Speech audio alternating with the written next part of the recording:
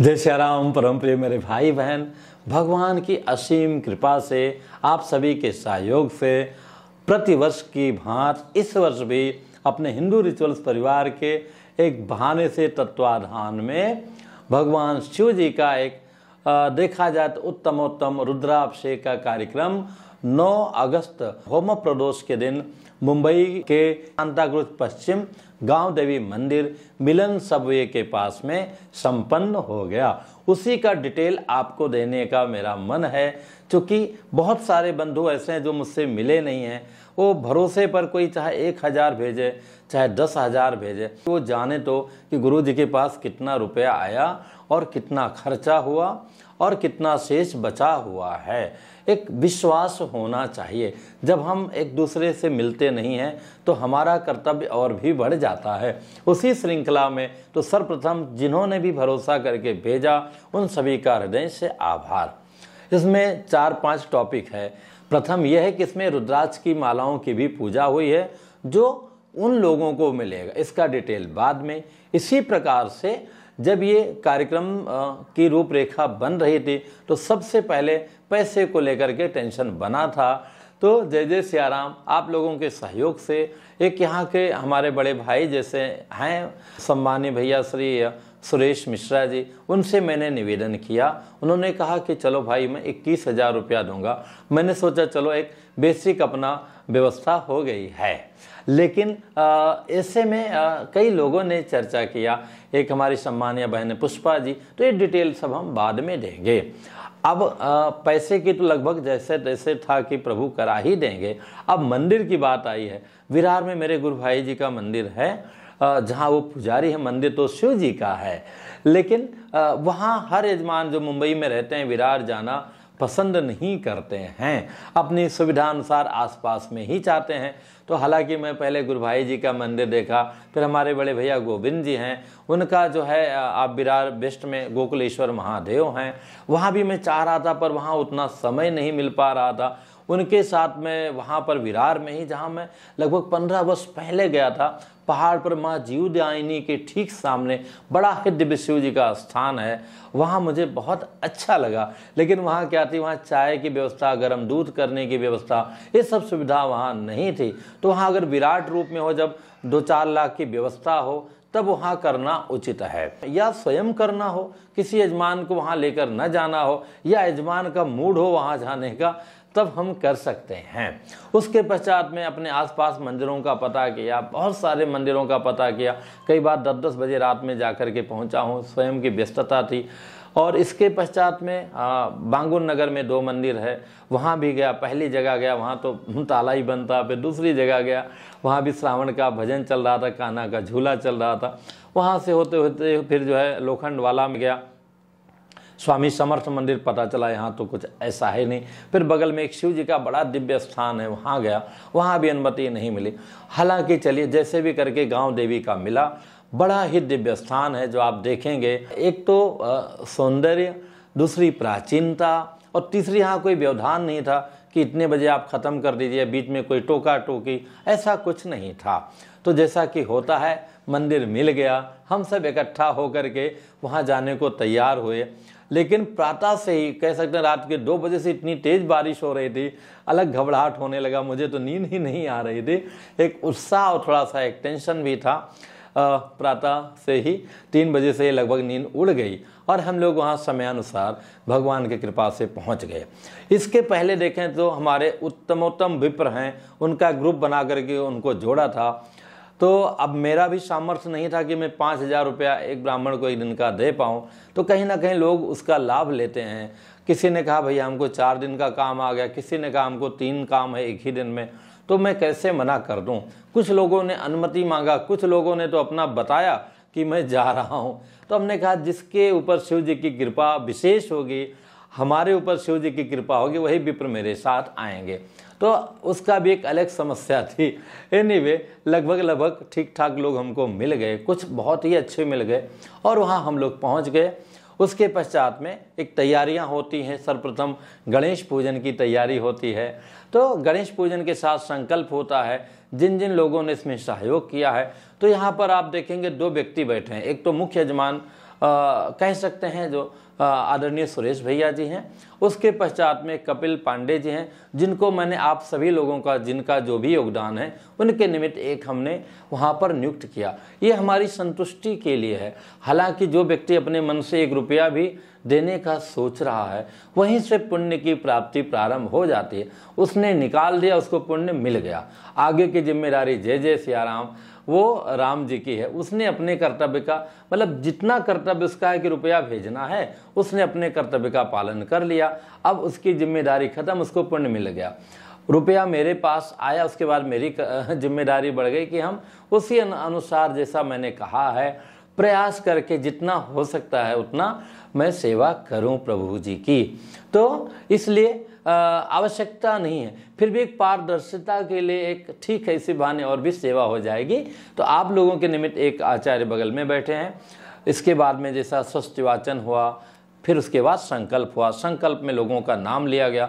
इस सब का पूरा वीडियो अपलोड है, इस लिंक को टच करके आप देख सकते हैं। इसके पश्चात में गणेश जी का पूजन के बाद में सभी ब्राह्मणों का पूजन किया गया, सबको वरण किया गया। इसके बाद में एक छोटा सा विराम लेकर के सबको फलाहार इत्यादि दिया गया।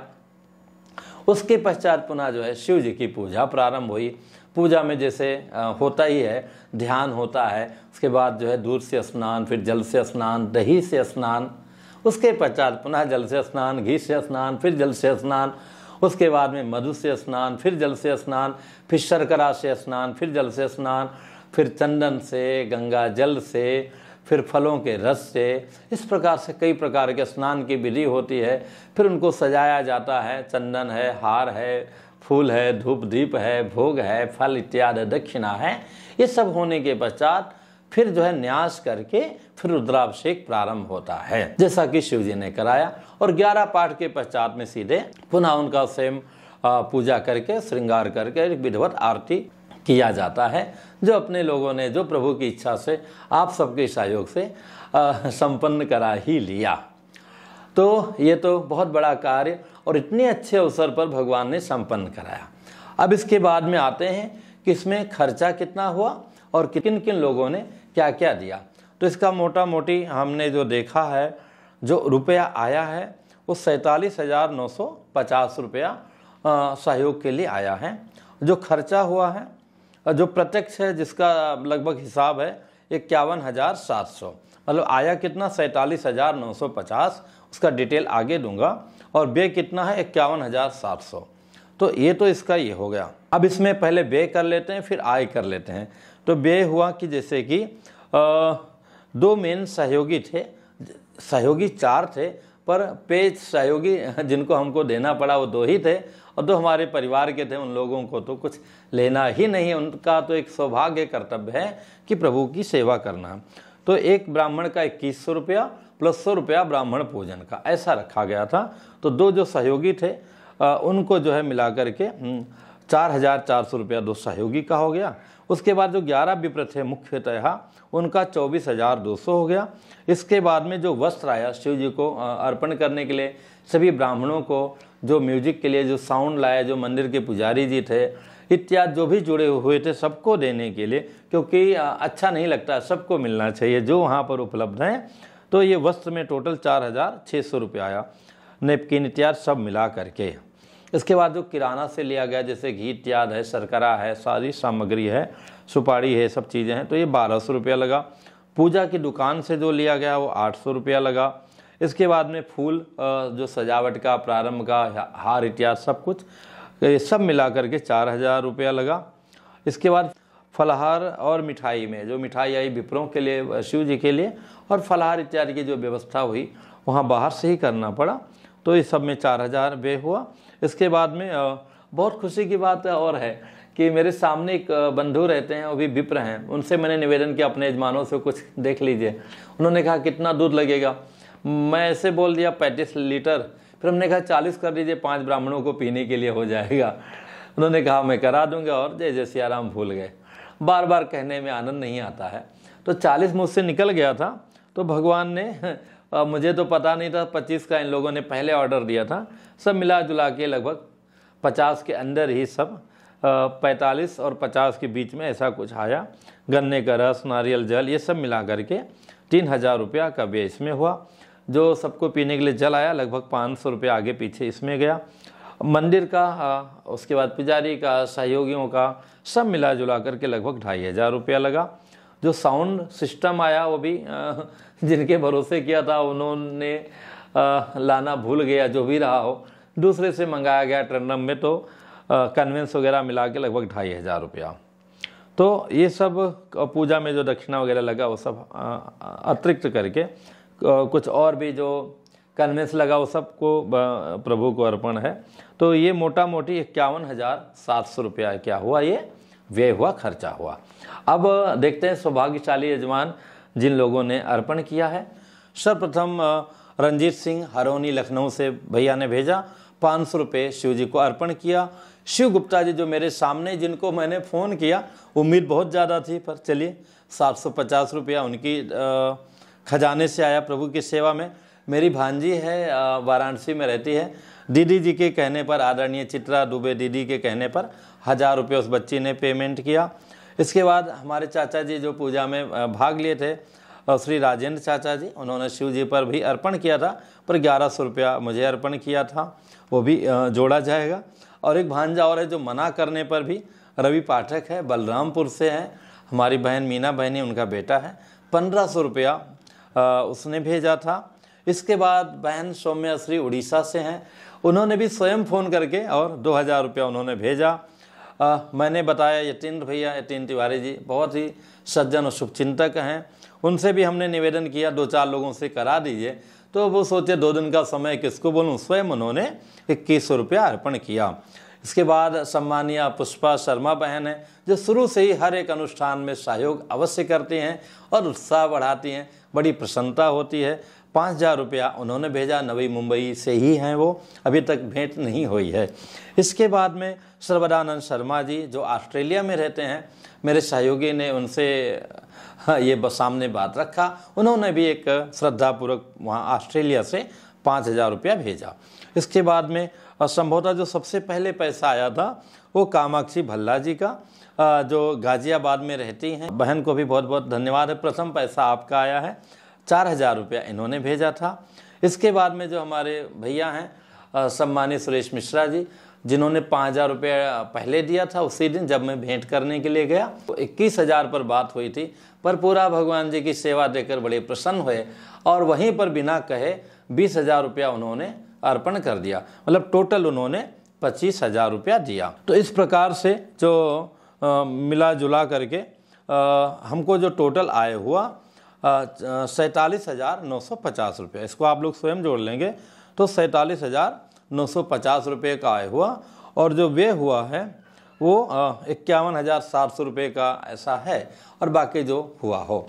लेकिन सबसे बड़ी बात है कि प्रभु ने इतने जंजाल में भी सेवा जैसे जैसे क्या बहुत अच्छे से करा लिया, वो उनकी बड़ी कृपा है।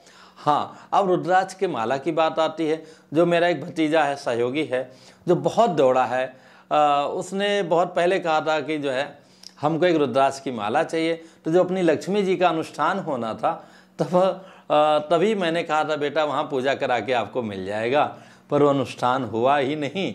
फिर मैं चित्रकूट गया था तो उसके लिए माला लेकर आया था, हरौनी में पूजा भी किया, पर एक बच्ची है हमारी बिटिया रानी जैसी ही, क्या उससे बढ़कर के है, लकी सिंह चौहान, अभी तो उसने मांग लिया तो उसको हमने दे दिया। तो यहाँ बोला तो हमने कहा बेटा ऐसा करते हैं और मालाएं ले आते हैं। तो 11 पाठ होना था, तो 11 रुद्राक्ष की माला आई जो शिव जी को अर्पण किया गया, पूजा किया गया। अब प्रश्न आता है कि 2-3 लोगों ने मांगा था तो 1-2 मालाएं तो हमने वैसे जय जय सियाराम कर दिया। अब याद है इसका मूल्य कितना रखा जाए, तो उसका माला तो 500 रुपये के अंदर का माला का मूल्य है, लाने में जो खर्चा हुआ हो 200-400 रुपया। लेकिन ये अब अमूल्य हो गया शिव जी के ऊपर अर्पण करके ऐसे अवसर पर और इतने बड़े अनुष्ठान में। अब मेरे मन में एक लालच कही, आवश्यकता कही, ये भावना आ रही है कि जो सबसे अधिक दे वो पैसा उसी को मैं एक एक माला अर्पण करूं।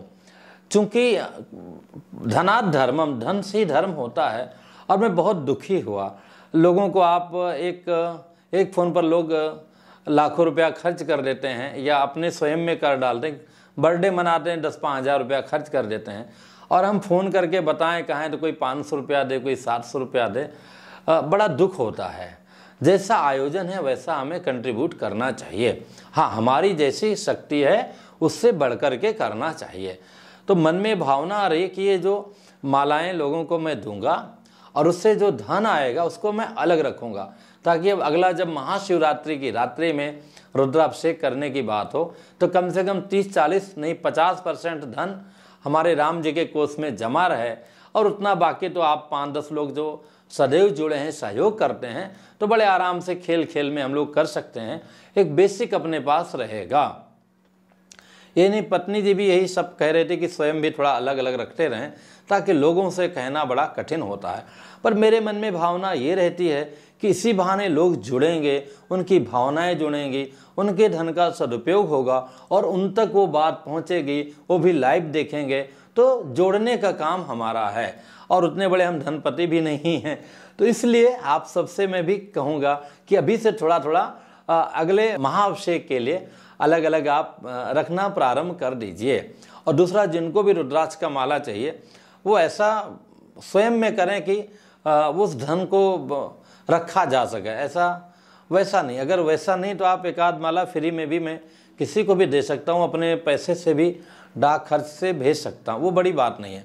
अथवा क्या करूँ, मेरे खुद समझ में नहीं आता, आप लोग ही स्वयं सुझाव दीजिए कि कैसे इसका वितरण किया जाए, कैसे क्या किया जाए।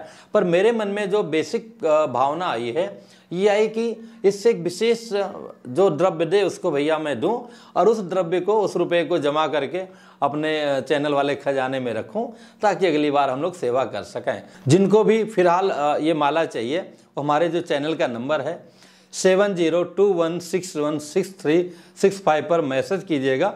हमारे सहयोगी अवश्य आपका मार्गदर्शन करेंगे। पर मैसेज करने के पहले एक अच्छा मोटा मोटी जो है जय जय सिया राम अमाउंट मन में रख लीजिएगा।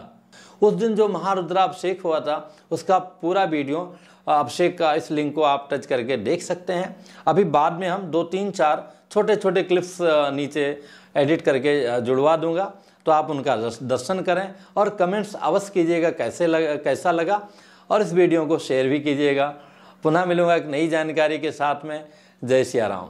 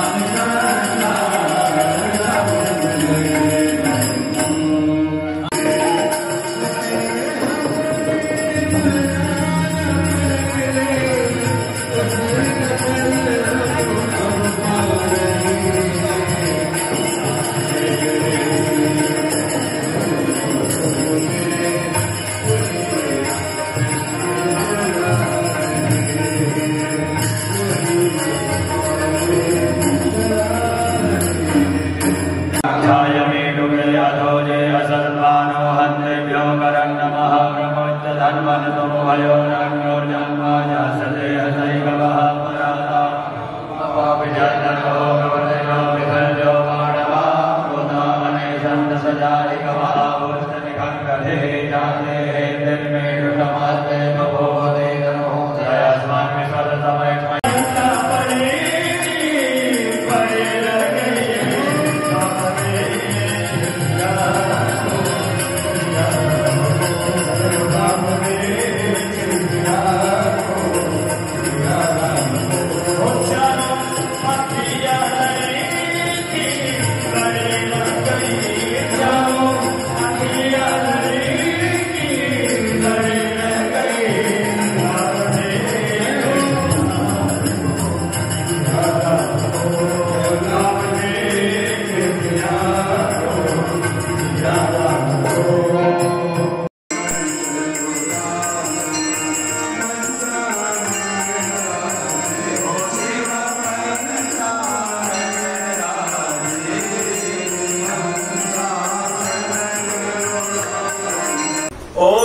शिव शंकर बम भोले भोले शिव शंकर बम भोले ओम शिव शंकर बम भोले भोले ओम शिव शंकर बम भोले क्यों मेरा